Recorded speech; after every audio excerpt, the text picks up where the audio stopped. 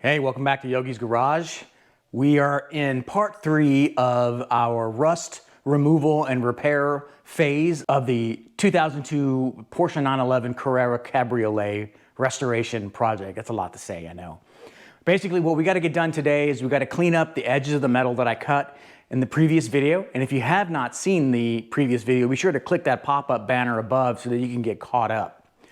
For my loyal subscribers, we're back with Project Pepper.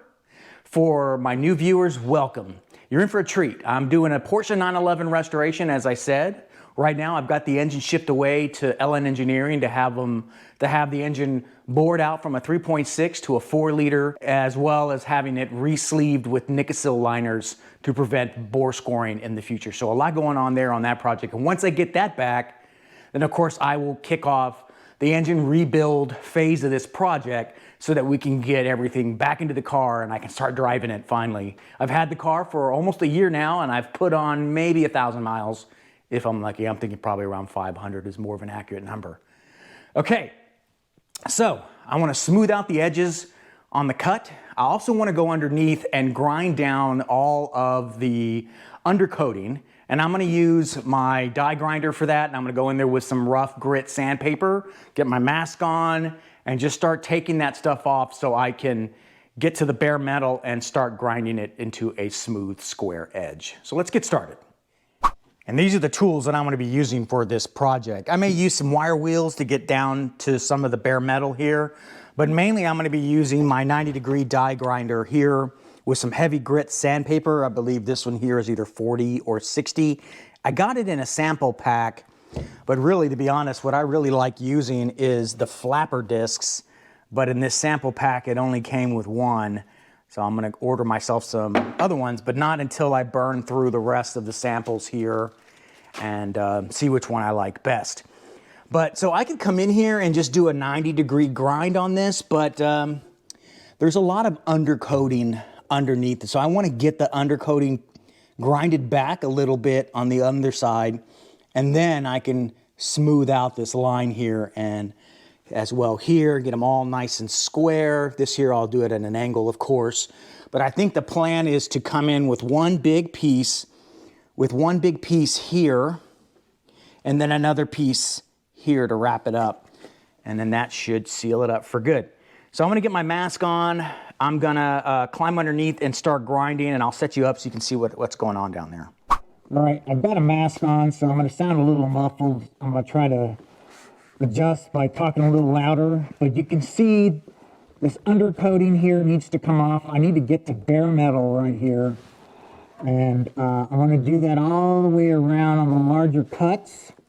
And you can see it just goes down to paint here at some point, and I'll come in here and grind that to metal prior to welding. But for the sake of getting a good square butt edge here to weld to, I need to get this stuff off, and I may be able to just peel some of it off, but I may be better off using the grinder to just grind this. We'll see if I can do it, and if I can, then we'll say that's a good way of doing it. So here's my grinder. I'll do it from far away, and let's see what happens.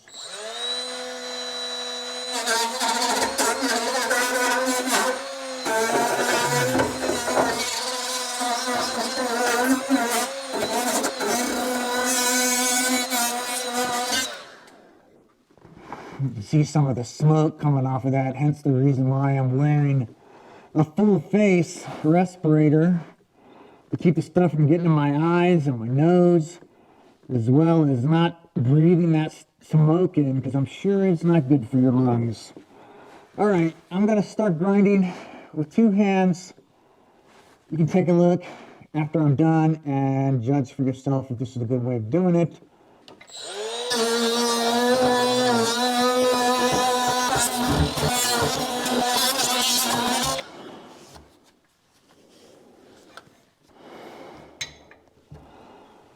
I'm gonna also let it cool down a little bit between grinds, mainly because I don't want to warp the metal at all, mess things up. I don't think it's going to get that hot, but it's better to be safe than sorry as far as I'm concerned, because you're talking about some really thin metal here. So let's be careful about that.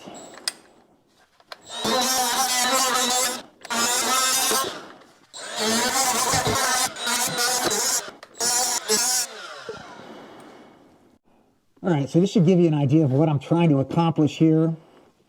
Nice bare metal. I'd say about 1/4 of an inch. The spot welds aren't going to be that big, but you still want a good weld all the way down. So 1/4 of an inch. So I'm going to come a little bit further, but I want a nice shiny edge all the way down. All the way down. So a lot of work to do. Kind of boring to watch.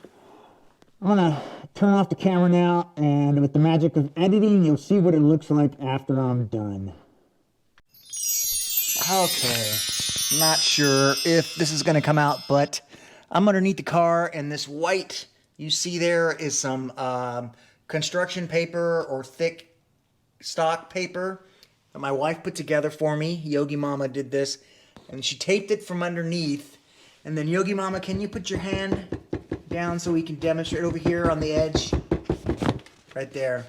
And then she's putting backwards pressure, and I'm drawing the line against her hand to get the proper shape. So this is going to be good. And then what we'll do is we're going to cut this out, and then we'll make the cut bigger, obviously, and then we'll grind it into place.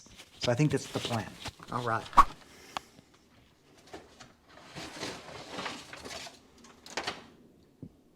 It looks a lot smaller on that paper than it does in the cutout. I need to cut it out from the inside because I need to be able to keep these to understand where... It's a point of reference. Yeah. So basically we'll lay this down, trace it, but then cut it larger than what this is. Correct. And so there are a few markers that we're looking for here. One is this one that I made with my hand, which is this guy. And then these, as you can see, all fit like so. So that's why we made those very intentional wrinkles in the paper so we could see exactly where these edges are. And so that's what you're looking at. Again, I'll hold it and you can just quickly, with even just a pencil. We're not going to use that to trace. We're going to use this to trace. Yes, because we use that. We don't have any of these markers. Oh, okay. Well, then, may I suggest that you firm up the edges? You're just going to use a pencil and then cut bigger than that pencil line. Okay, well, a marker. But I need to clean that before you start getting all taped up. It's too dirty. Well, I wasn't going to tape it either. Oh. I was literally just going to okay, well, let me... this down and then you draw. All right, well, let me get my Sharpie.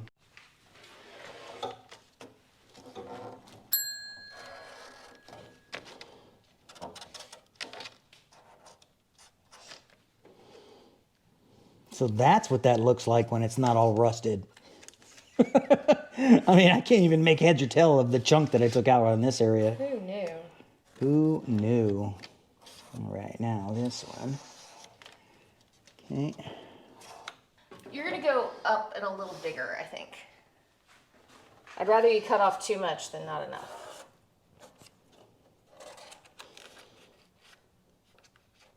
Yeah.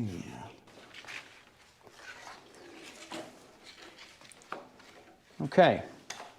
And the piece that we cut out, come on. Go ahead.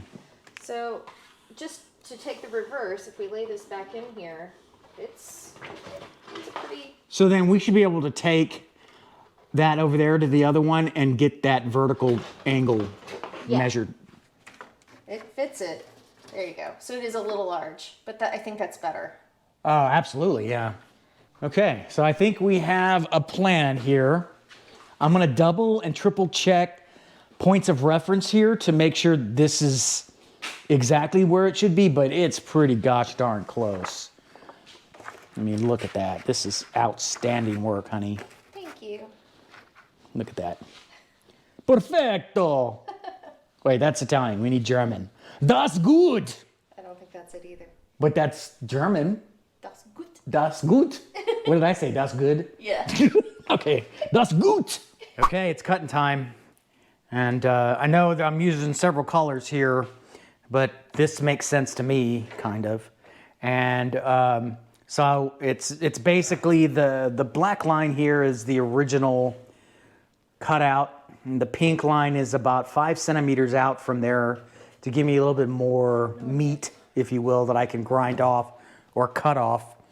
Some of the other ones around green are some adjustments that Yogi Mama made to make sure that I have enough meat to cut off. So the only challenge that I see is there is a bolt on the other side here.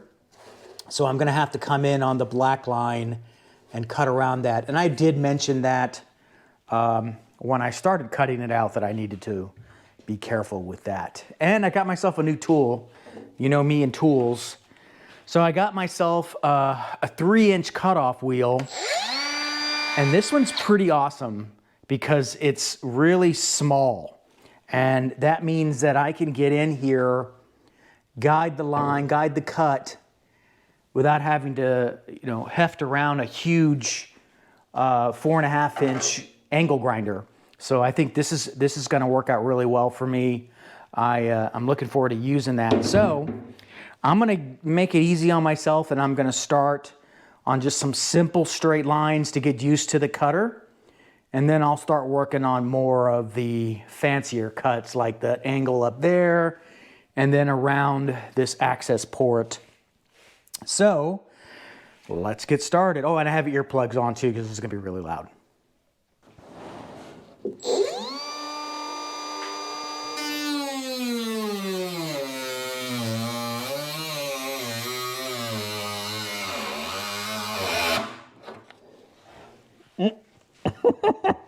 Better work. My hand's on fire.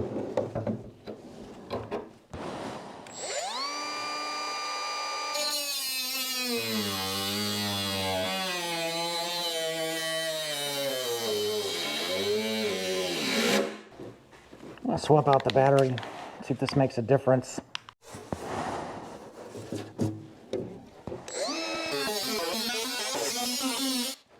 Much better with this battery.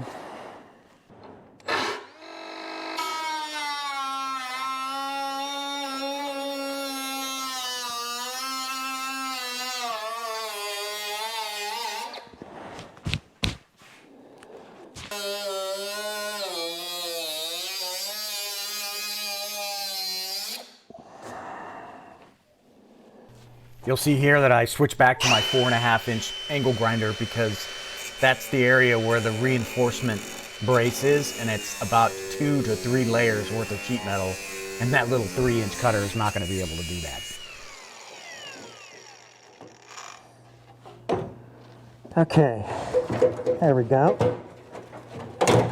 And just about out in that one little corner right there.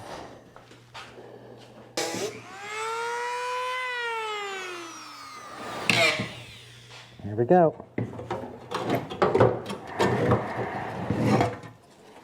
There it is.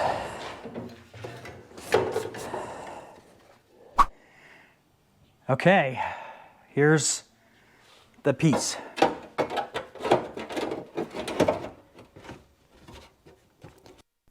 this is about when my microphone decided to cut out on me.